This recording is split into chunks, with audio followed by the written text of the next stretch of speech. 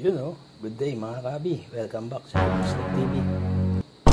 So, ito yung honey na galing kay Sir Alvin Ignacio. Ayan. Nabula-bula pa. Nabawasan ko na nga. Tinry ko. Tinikman natin. Ilalagay natin sa rep mga kabi. Para malaman natin kung talagang tunay na pure. So, let's go. Yung mga iba pa natin sa ibon. Ulit po. Ang baby oh.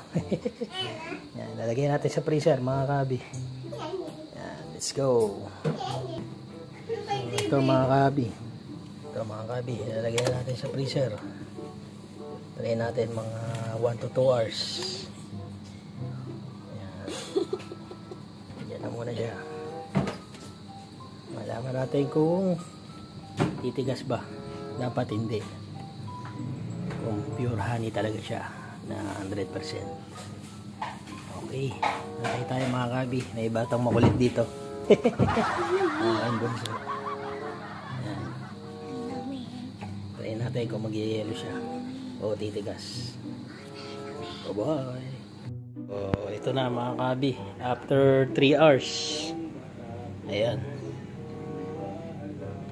Mukhang legit talaga mga kabi oh. Ayan o. Legit siya. Ayan, hindi tumigas yung honey. Mabula pa rin. Oh. Ayan yung mga legit na honey mga kabi. Ayan. Focus natin.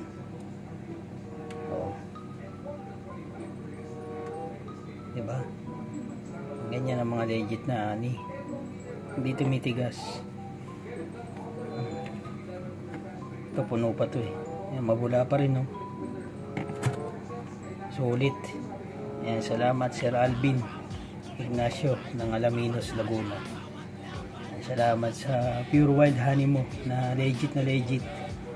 You know, 3 hours na to. Nasa freezer pero halos ganun pa rin yung ano niya. Hindi tumitigas.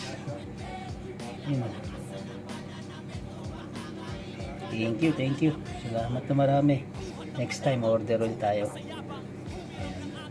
Kasi ito, meron pa akong tira dun sa pang-ibon eh. Ayan. Ako magko-consume nito. Kami family. Pero pagka kinapos, order pa tayo. Masarap yung honey. Yan talaga, legit talaga. So yun lang mga kabi. Keep safe and God bless. Bye.